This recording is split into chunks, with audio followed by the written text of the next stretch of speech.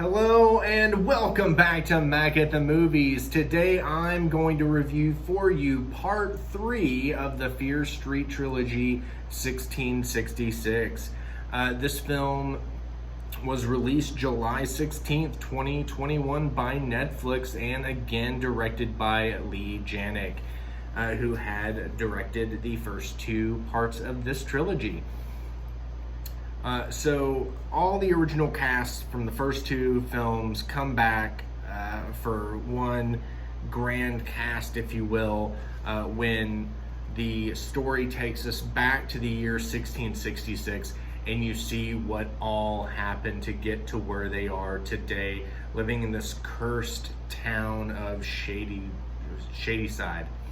So yeah, you get the whole backstory in this film, and I really liked it. It really did have a feel of like The Village meets The Witch, and any other period piece like that you can possibly think of involving some sort of witchcraft or something unfortunate happening.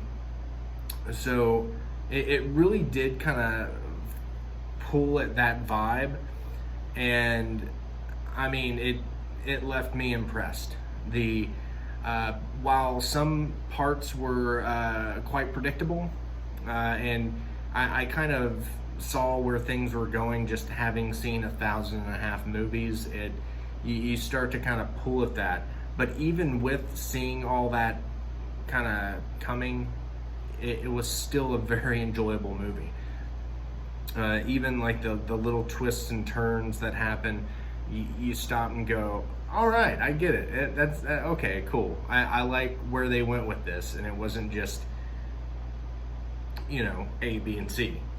There was a bit of a it was A, B, Q. What's going on here? So I really did like that. I liked how you saw the whole origin of the story and how everything took place and how the story unfolds over time. I will say that the one thing this film gave me that the other 2 didn't was a middle of the movie, what? I was very excited. The first half of the movie is so good, and the second half just rounds everything up completely, and it's so wonderful. I absolutely really enjoyed this film. You both love and hate every character in this movie. Just like in the first 2, there are characters that you just can't stand, that you hate, and characters that you're rooting for. It still follows the same premise where people you don't want to die. Without any spoilers, you don't know who it's going to be, but it's still, it follows the story very well. This is definitely a trilogy I hope Netflix does a physical release for, like they did with Stranger Things. I really hope they do a Fear Street trilogy release and just kind of give us a bunch of special features and maybe some sort of interviews with R.L. Stine, something like that. But this film, from beginning to end, without giving anything away, it was absolutely fantastic. It really, it follows up with everything that that's happened up until this point, and just really kind of expands on the bigger story. So with the first 2 films, I give this one a solid 5.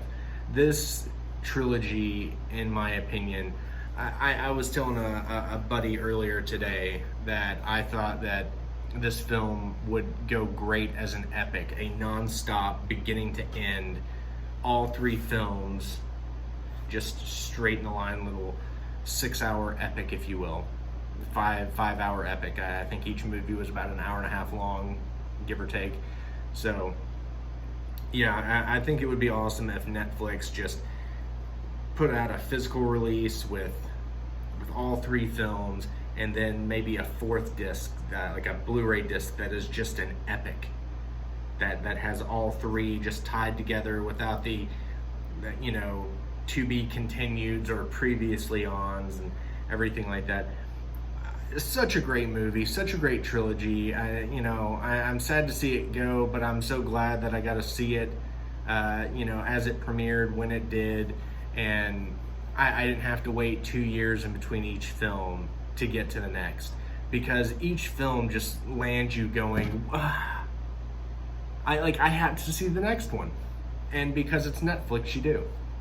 I'm not a big fan of, just having binge-worthy shows that have no real appeal other than to just watch through them as quick as you can.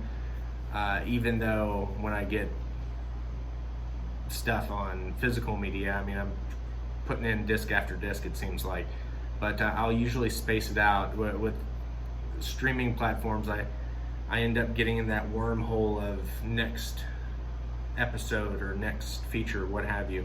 I do like how this one definitely gave that week buffer in between. I don't think I would have appreciated it as much, or I probably would have. I just, having that anticipation between the films is wonderful. This film was absolutely fantastic. I couldn't, praise it anymore. I was telling my friend about it, and last night after watching it, I was like, yeah, it's so amazing. You have to watch it. He watched it today. He really enjoyed it. He was waiting for my what moment, and when it happened, he was like, oh, okay.